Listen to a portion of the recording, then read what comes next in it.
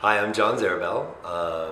I'm a curator and critic. It is April 14th, 2017, and I'm here in Patricia Sweetoff's gallery to talk about a series of exhibitions she's got up right now.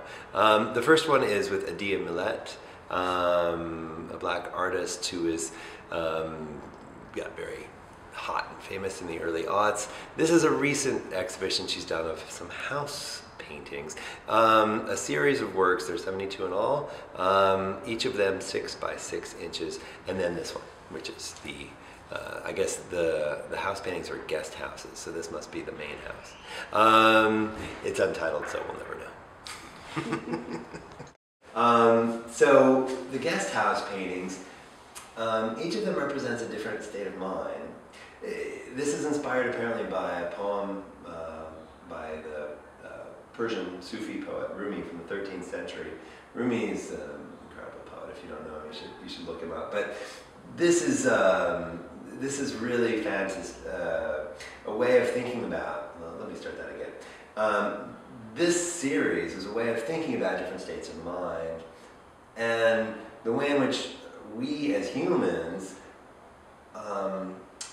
are housing these different states, right? And each of those states is in some ways part of us. So what we see if we look at the series of paintings is a kind of, a typical flat lateral version of a house, with a triangle on top of a square and a door in the middle.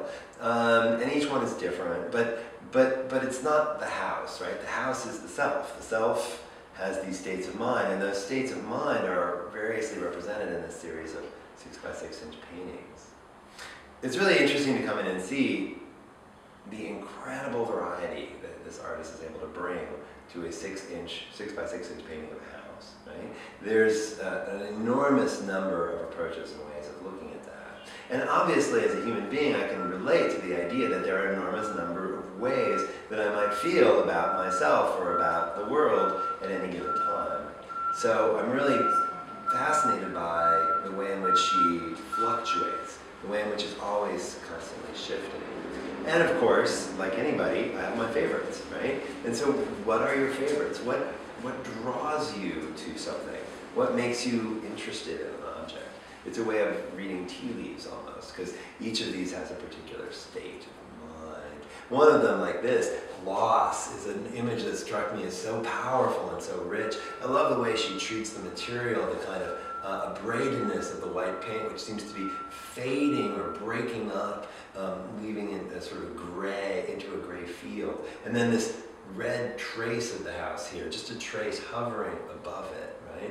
You really start to see an incredible, sort of visceral conversation in paint, and then I look up the title and I say loss, and I say, yes, that's it, I get it, it's loss, right? That sense of it all just sort of fading away. In this picture, it's very different, right? The house is very clearly delineated, and it also has that distressed look with the sort of the lighter gray paint sort of revealing the sort of black paint underneath, like old wood on a barn or something like that. And then around that is this sort of starry red sky, obviously made by the artist flicking paint onto the surface of the canvas. These are little dots of paint, but it turns out to be like a big starry sky.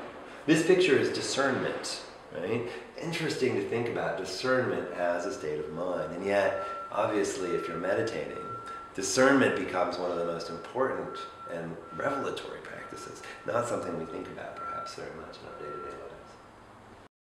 So, integrity, right? This painting, I liked it when I first saw it. I didn't know what it was about, and what I liked about it is that you can see that there's a surface, there's a wall, it's a variation, right? All of these are variations on the same theme, but here you can see like a surface wall, white plaster on the outside, but on the bottom it's peeled away and you can see these layers of structure underneath it, right? And if the guest house is really a version of the self, then we're thinking about ourselves not as just sort of trees blowing in the wind, but that we actually have structure. We have roots that tie us to the ground. We have things that help us be who we are, right? Then you think, oh, integrity, that's the structure. That's the thing. And we think of integrity as, telling the truth or, showing up on time or something like that. But actually it's a way of sort of self-understanding that helps you to be stable or solid, even with these beautiful what's going on in the sky, and the world is changing and switching and shifting all around you, but the integrity is there.